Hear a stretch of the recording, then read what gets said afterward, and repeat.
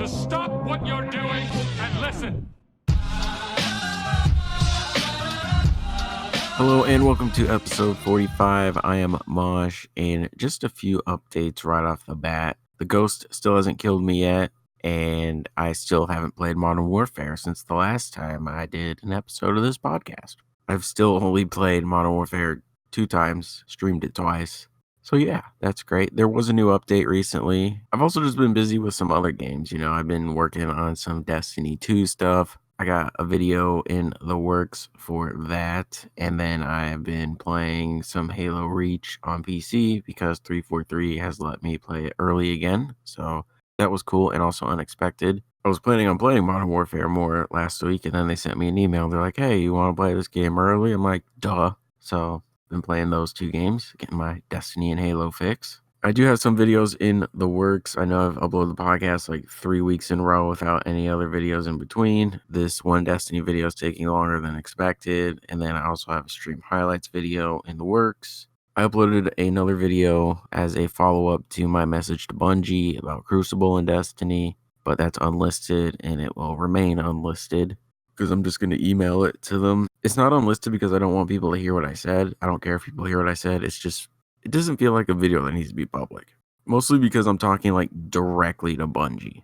But I'll put a link to that. I'll probably have it on Twitter or in the Discord. I know the other day I said I was going to post it in Discord and I never did. So I'll probably do that. But yeah, I'm going to email those videos to Bungie and see what happens. Because I'm really serious about this mode. I know I joke around a lot, but I'm actually serious about this mode. Who knows? Maybe we'll start talking behind the scenes and things will happen. Anyway, enough rambling, enough bambling. Black Friday is around the corner on November 29th, and I have a few deals. Now, I don't know if other countries do Black Friday. It's definitely an American thing, so if your area does Black Friday, cool. If not, cool. So I have ads right now for Target and Best Buy. If I get more for next week, then I will talk about them, but for now, these are the only 2 I have. Oh, and I also don't know when these stores open because it could be different for each area and different time zones. So you're going to have to figure that out on your own. Some stores only open on Friday. Some are open the day before on Thanksgiving. Again, you got to figure that one out. Okay, so starting with Target. It says they're going to have over 100 games at $15. Now, it doesn't show every game because that would be a pretty big advertisement. So it just shows a few. World War Z, Killer Queen Black, Overwatch, The Division 2, Kingdom Hearts 3, Resident Evil 2 Remake for $15. Pretty good deal. Crash Team Racing, the new one, Crash Team The Insane Trilogy, Rainbow Six Siege, Grand Theft Auto 5. Those are just a few that will be $15 at Target. $25, Control, Black Ops 4, Forza Horizon 4, I think. I don't know, the image is kind of small. Spyro, the Reignited trilogy, Just Dance 2020. I actually heard that Just Dance 2020 is going to be the last game on the Nintendo Wii. Like, they're still making games for Wii, and that'll be the final one. Now over to $30. Fallout 76, which should be free. WWE 2K20, Judgment, Mortal Kombat 11, Rage 2, Red Dead Redemption 2, wink wink, FIFA 20, Zelda Breath of the Wild, Super Mario Odyssey, and again, there's more, they're just not showing everything. And then for $35, Gears 5, Monster Hunter World, which I think is the Iceborne DLC, or it's the game with I don't know. Monster Hunter World, Need for Speed Heat, which I think just came out for $60. So if you just wait a couple weeks, you get it for $35.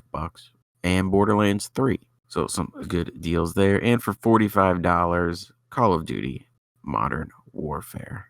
Controllers are on sale. PS4 and Xbox One controllers are $40. And the Joy-Cons for the Nintendo Switch are $60, which they are a lot more expensive than I thought. Apparently, Joy-Con controllers are $80. Which is ridiculous. PS4 is on sale for $200. You can get a PS4 with The Last of Us Remastered, God of War, and Horizon Zero Dawn. Pretty good deal. Xbox Live Gold, PlayStation Plus, and Nintendo Online are $5 off. You can get an Xbox One X with Gears 5 for $350, and that comes with a $40 Target gift card with it. Pretty sure you can't use the gift card on it. You'd have to use it on something else. But there are $40 games. Like, you can use it on Modern Warfare, and it'll only be $5. You can use it on a controller for free. Borderlands 3, Red Dead Redemption 2, Mortal Kombat. I mean, there's some Resident Evil 2. There's some games you could probably pick up with that. Actually, I don't even know if you can use it at the same checkout. You might have to like buy it first, the Xbox first, and then come back and then buy it. So I don't know. I don't know how gift cards work. I do know how they work, but in this instance, I don't know how they work. And then PlayStation VR is on sale for $200, and it comes with a bundle. So you get the VR headset, and it comes with 5 games. You get Resident Evil 7, Astro Bot, Everybody's Golf VR, Skyrim, and then the last game, the picture is pretty small, and I can't read what it says. Something World. Or Worlds. I don't know. It's not Monster Hunter because that's not in VR, and it's not Outer Worlds because that's also not in VR, but something Worlds. All right, so that was Target. Let's go over to Best Buy. They also have the PS4 deal with the bundle of God of War, Last of Us, and Horizon Zero Dawn. Controllers are also $40, but Modern Warfare was $45 at Target. At Best Buy, it's $40. So you get an extra $5 off. Their PS VR bundle only comes with Blood and Truth and Everybody's Golf VR, so Target's is better, especially because of Astrobot. I mean, come on. That alone is worth the $200. All right, so some Vigi games here. For some PS4 titles, Days Gone will be $20. Crash Insane Trilogy will be $20, which at Target it was $15. MLB The Show 19 is $20. You could have got a free PS Plus. Medieval, the brand new one, the remake, $20. God of War is $10. Horizon Zero Dawn's $10. The Last of Us Remastered is $10, which you could have also got for free with PlayStation Plus. It also goes on sale for like $8, so you can even get it cheaper. Uncharted the Nathan Drake Collection, which comes with 1, 2, and 3, $10. Uncharted 4, $10. Resident Evil 2 Remake, $15. Grand Theft Auto 5, $15. PS4 Spider-Man, $15. Kingdom Hearts 3, $15. Tom Clancy's Ghost Recon Breakpoint, $28. Borderlands 3, $28. So for Target, it was $35. Best Buy, it's $28. FIFA 20 is $28. Madden 20 is $28. NBA 2K20 is $20. Overwatch, $15. Far Cry New Dawn, $15. Devil May Cry, $15. Rainbow Six Siege, $15. Shadow of the Tomb Raiders, $15. Forza Horizon 4 is $20. Fallout 76 is $10. Metro Exodus, $20. Need for Speed Heat, $40. Shenmue 3, $35, which comes out on the 19th. So if you just wait a few more days, you can get it for cheaper. Xbox One deal, you get Xbox One X with Star Wars Jedi Fallen Order for $350. So it's the same as the Target deal, but instead of Gears 5, you get Star Wars. You get Xbox One S, and it looks like it comes with Minecraft, Sea of Thieves, and Fortnite. And that is the version of the Xbox One that doesn't have any discs. It's all digital. You get the Xbox One S that does support discs, and this one comes with NBA 2K20. So no disc, $150. With disc, $200. Black Ops 4, $30. Control, $30. Red Dead Redemption 2, $25. Gears 5, $25. Mortal Kombat 11, $25. Crash Team Racing, $25. Game Pass, $25. 3 months of Xbox Live Gold, $15. That's pretty much it. I mean, there are more games and stuff in between, but I'm just trying to hit like the popular stuff. So yeah, if you're interested in Black Friday and you're going to go out and buy some Vigi games, there's some deals for you. And again, if I get my hands on more Black Friday deals, I will obviously let you know. I might have to hop on some of those God of War for $10. I mean, it's a pretty good deal. Resident Evil 2 Remake for $15. I don't know, it's a pretty good deal. PS4 that comes with God of War, Last of Us Remastered, and Horizon Zero Dawn for $200. I don't know, it's a pretty good deal. I mean, it'll probably sell out pretty quickly. Black Friday doesn't have like a bajillion of these things in stock. So, I mean, if you're going for the PS4 deal, you got to get there.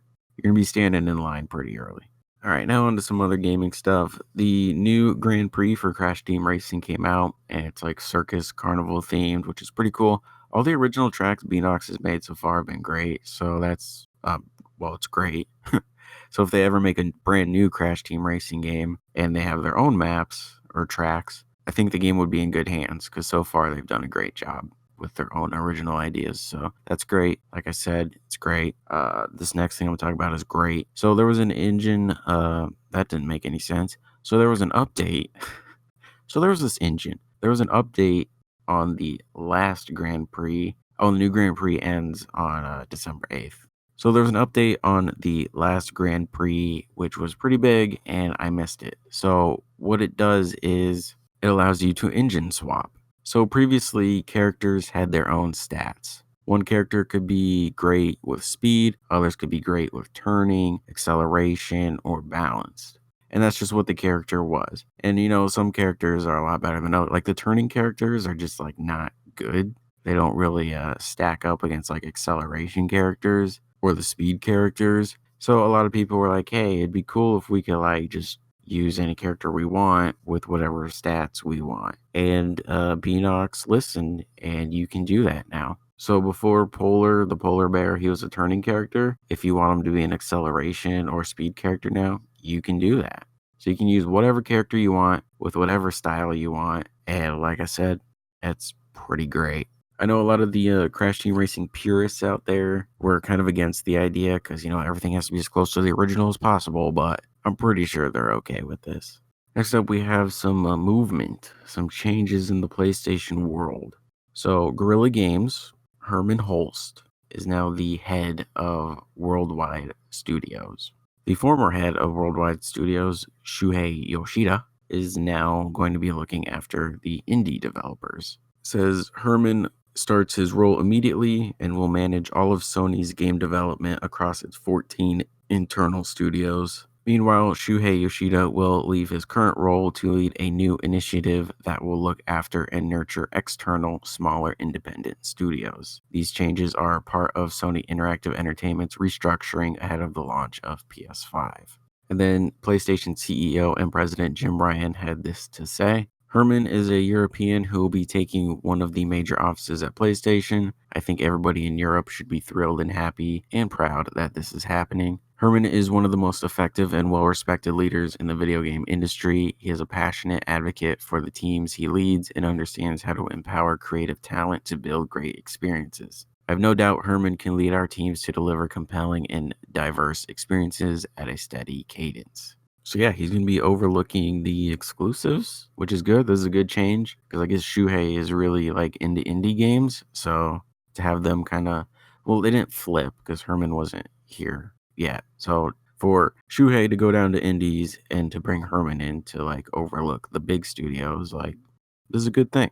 And also Guerrilla, Killzone, Horizon Zero Dawn, they also helped with Death Stranding, because Kojima didn't have an engine for that game, and Guerrilla said, hey, you can use our engine. And I think I read that 70 Guerrilla employees also like worked on Death Stranding. Not like worked on it full time, but they had a hand in it, I should say. Herman himself said, I've worked closely with PlayStation and the entire Worldwide Studios family since 2001. And I have the utmost respect and admiration for the creative talent and ambitious ideas within the network of studios across the US, Europe, and Japan. Yoshida's new position is part of a new initiative celebrating external developers that are creating new and unexpected experiences. Everybody knows just how passionate Shu is about independent games. They are lifeblood of the industry, making our content portfolio so special for our gamers. These wildly creative experiences deserve focus and a champion like Shu at PlayStation, who will ensure the entire SIE organization works together to better engage with independent developers through a culture of supporting and celebrating their contributions to PlayStation platforms. That's all I have for gaming this week. I'm sure I forgot something, as I forget something every single week, so that's great. Let's just move on to music. Bring Me the Horizon released their brand new song for Death Stranding. It's called Ludens. That's a really good song. They said they had 5 days to create it, and it was only 2 of the members, Ollie, the singer, and Jordan, the keyboardist, backup vocalist, producer, whatever he does. I guess they were not sure if they were actually making the song for the game or not, and they hadn't written anything yet, and then they got a call, and the person on the other end was like, hey, you're doing this song. And they were like, but we don't have anything. Oh, and the song needs to be done in 5 days. But we don't have any. We don't got nothing. So they made the song in 5 days with only two of the members. And for only 5 days, they did a pretty good job. I don't know about other members of the band, but I know Ollie is a big fan of Kojima. On their Sempiternal album, they have a song called Shadow Moses, which is a reference to Metal Gear Solid. So I'm sure when he was asked to make a song for Kojima, it was like a no-brainer. They did a really, really good job on it, and it's kind of like a few other albums mixed together. It's like the last 3 albums into one song, which is pretty cool. And speaking of albums from them, Ollie pretty much said that they might not make albums anymore. It might be done. But that doesn't mean they're done with music. Just the way the industry is changing. He said, you don't really want to wait 2 or 3 years to release an album. And then, if people don't like it, they have to wait another 2 or 3 years for the next one. So he basically said they just want to release music more. So maybe more EPs, maybe just more single releases. And, I still like albums, but I understand where he's coming from. And more music is, at the end of the day, that's what everyone wants, right? Like, I don't care if it's coming in the form of an album or an EP. New music's new music. And this would actually give them a chance to experiment more. Maybe one EP, they go back to their metalcore sound. Maybe the next EP, they do like kind of what they're doing now, more poppy electronic sound. And then you can kind of retain your fan base that way.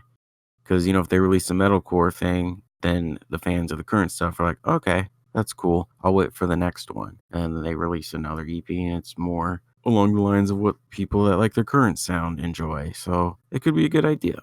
And, this band just keeps changing things. They weren't the first band to ever change their sound, but they're definitely one of the most talked about, and they got a lot of flack for it, but they maintained a good chunk of their fan base because they're smart. So they went through a successful sound change, and now they might be ditching the album format and changing things up again. So respect to this band. And a big reason why they've been able to maintain their success and their fan base is because they just changed with their fans. They basically just grew up with their fans. And when you get older, your musical taste changes. That's why they were successful. And of course, people want to throw out the sellout word. They're not sellouts. If you're making the music you truly want to make, you're not a sellout. If you're making music you don't want to make because you want extra money, then you're a sellout. Bring Me the Horizon is a band that likes to experiment. I don't know how that could ever be considered selling out. Experimenting like this is one of the most dangerous things you could do as a band, and they don't care. Playing it safe would be selling out. They're just being themselves. You gotta respect it. Anyway, moving on. So that song, the Ludens song, is off of an album from Death Stranding Timefall. That is the name of the album. And it's 8 songs. All the artists on it created these songs just for the game, and it is very good. So you got the Bring Me the Horizon song, you got Churches, The Neighborhood, Major Lazer. Can't remember everyone who's on it, but it's a really good album. And I guess when Kojima heard the Churches song, he started crying. So I'll put a link to this in the description. I'm going to put 2 links. I'm going to put a Spotify link and I guess a YouTube link if I can find one. The only reason I'm hesitant about the YouTube one is because it is Death Stranding related, and YouTube likes to recommend people videos. So if they're seeing that you're watching Death Stranding stuff, they might recommend Death Stranding videos, which could contain spoilers because people like to put spoilers in their titles and thumbnails. So that's why I'm kind of like iffy on the YouTube thing, because I don't want the game to be spoiled for people if they're trying to avoid spoilers. So I guess click at your own risk, but I will put a Spotify link. And that's just YouTube being nuts. When God of War came out, I hopped on YouTube and a few of my recommended videos were just God of War spoilers. YouTube was like, yo, you really got to see this. And I was like, I really don't, but I guess it's too late now. And I didn't watch any God of War videos before that. YouTube was just like, yeah, you really want this. I was like, no, I really don't. If I did, I'd be watching God of War videos, which I'm not. You can look at my history. YouTube, you can see my watch history. I'm not watching God of War videos. Why did you do this to me? Thanks, Google. So that's the Death Stranding Timefall album. There's another not soundtrack. The score of the game is also available. I haven't listened to the whole thing because it's an hour and 46 minutes long. I've heard snippets though, and it sounds good. It's by Ludwig Forsell. So I'll put a link to that in the description as well, the Spotify link. But moving on, Polaris, a band from Australia, has released a new song called Masochist. Good stuff. Very much enjoy it. Can't go wrong with a little Australian metalcore. Good way to kind of end the year because I don't know if there's many more new songs coming out or if bands are just going to wait until next year to start dropping stuff because December is usually not a month where bands release anything because they don't want to compete with Christmas. I think Currents might be releasing a new song this week because Sharptone Records said that this month would be Emir, Polaris, and Currents. And last week was Polaris. The week before that was Emir. So I would just assume that this week is Currents. The band also said that it's supposed to be heavy, so we'll see about that. Also, the guitarist, Chris, he's in another band called Shadow of Intent, and they just released a new album not too long ago. They might be one of the best deathcore bands on the planet at the moment. So he's got his deathcore project in Shadow of Intent, and he has his metalcore project in Currents. So you could say he's kind of a busy dude. All right, moving on to my weekly pick. My weekly pick this week is actually just going to be that Death Stranding album because I can't think of anything else to recommend. So, Death Stranding, Timefall. Like I said earlier, there'll be 2 separate links in the description, one for Spotify, one for YouTube. And I also just want to say, like, the pop electronic parts on this album is what I look for in those genres. I don't really listen to electronic music because I don't listen to the hardcore wub wubs and the dub dubs. That's too much for me. It's too schizophrenic sounding and it's just a jumbled mess. So the electronic stuff on this album is exactly what I look for, and I need to find more of it. On to my weird story of the week. So, for my story this week, it is a cat that has 2 faces. The cat's name is Duo. It's from San Diego. It has 1 head, 2 mouths, 2 noses, and 4 eyes. Duo was born 3 months ago but was rejected by her mother. Luckily, the mother's cat's owner was friends with a veterinarian, Ralph Tran, who agreed to adopt this special needs cat and give her the necessary love and medical care. At first, Tran fed Duo with a tube and a syringe, but she has since learned how to eat on her own. Both of her mouths meow separately, and both noses are fully functional. Each face fights to eat, and as a result, most of the food just ends up in the middle eye and on her forehead. She's had other issues as well, including respiratory infection and possible seizures. She also has issues walking. Says a lot of cats like this don't live more than a few days, but she has clearly defied the odds. I know this is like a giant birth defect and a disability for the cat, so calling it weird might not be the nicest thing, but there's a video of the cat and it's just really weird to look at. It's hard to even think that that's real, but it is. I mean, it's pretty sad, honestly. I don't even know if I should have talked about it. Oh well, we went there. It's over. Next week, I'll hit Florida again or something. But that's going to do it for me this week. I'm out of here. So thank you for listening. As always, you can listen on iTunes and Apple, Spotify, all those other places, links, description. You already know. So with that said, I'll talk to you next week. Later.